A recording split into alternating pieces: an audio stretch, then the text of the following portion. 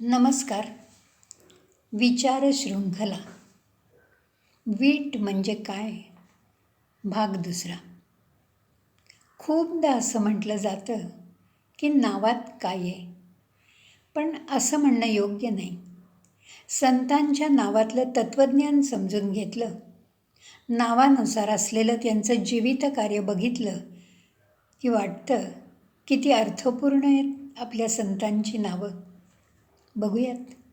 संत निवृत्तीनाथ. सगळ्या प्रकारच्या प्रापंचिक सुखातून, आशा अपेक्षा सुखदुःखांपासून लांब जाणं म्हणजे निवृत्त होणं, म्हणजे मनाची निवृत्ती. अध्यात्मात प्रवृत्ती म्हणजे सासर आणि निवृत्ती म्हणजे माहेर असं म्हणतात. पंढरपूर हे संतांचं माहेर आहे. या माहेरी विटेवर उभ्या असलेल्या परब्रह्माशी म्हणजे विठुरायाशी एकरूप होऊन स्वतःला विसरून अद्वैताची आलेली प्रचिती म्हणजे मनाची निवृत्त अवस्था, अर्थात निवृत्ती. संत निवृत्तीनाथ यांच्या नावातच निवृत्ती, वैराग्य आहे. पण माऊलींच्या संजीवन समाधीच्या प्रसंगी त्यांना प्रवृत्ती झाली, अर्थात ती प्रवृत्ती होती क्षणभरच. त्यांना दुःख आवरता आलं नाही. नामदेव महाराजांनी समाधीच्या अभंगात याचं मार्मिक वर्णन केलंय. बांधल्या तळ्याचा फुटलासे पाट, ओघ बारा वाटे मुरडता ती. संत श्रेष्ठ ज्ञानेश्वर. ज्या साधकाचं मन सगळ्या प्रवृत्तीतून आशा आकांक्षेतून निवृत्त झालंय, त्याच्या मनात ज्ञानरूपी प्रकाश पडतो, तो ज्ञानेश्वर. ज्ञानाचा ईश्वर तो ज्ञानेश्वर. माऊली म्हणजे ज्ञानाची, शांतीची, सोज्वळतेची, तेजाची मूर्ती. ज्ञानेश्वरीच्या रूपाने अवघ्या जगाला ज्ञानाचा प्रकाश देणारी ती विश्वमाऊली. ज्ञानदेवांच्या ज्ञानाला, तेजाला अवघं विश्व वंदन करतं. ज्ञान म्हणजे अर्थातच आत्मज्ञान.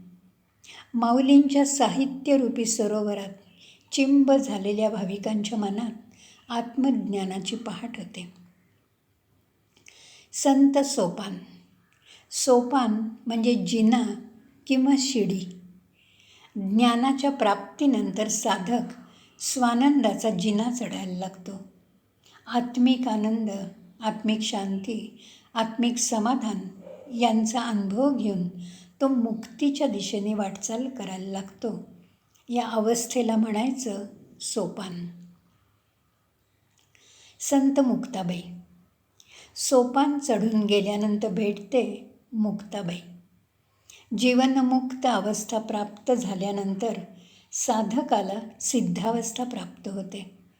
संत मुक्ताबाईचा लहान वयात पारमार्थिक अधिकार खूप मोठा असल्यामुळे 1400 वर्ष ज्यांनी आपलं शरीर तेजस्वी ठेवलं, त्या योगीराज चांगदेवांची मुक्ताबाई गुरु झाली. संत नामदेव. मुक्तावस्था प्राप्त झालेल्या सिद्ध पुरुषाला नामस्मरणाचं महात्म्य समजल्यामुळे नाम त्याच्या श्वासात सामावून जातं. नाम देणारा, नाम घेणारा आणि ज्याचं नाम घ्यायचं तो, ही त्रिपुटी संपून जाते. नाम घेता घेता तोच नाम होऊन जातो. नामाचा देव तो नामदेव.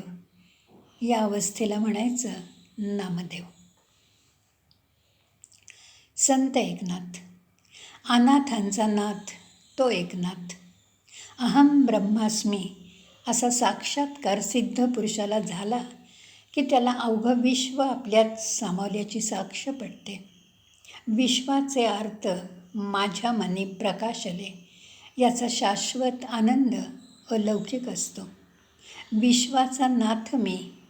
या अवस्थेला म्हणायचं एकनाथ. संत तुकाराम. विश्वी विश्वंभरी भरून राहिलेला विधाता परमेश्वर आपल्याला भेटतो.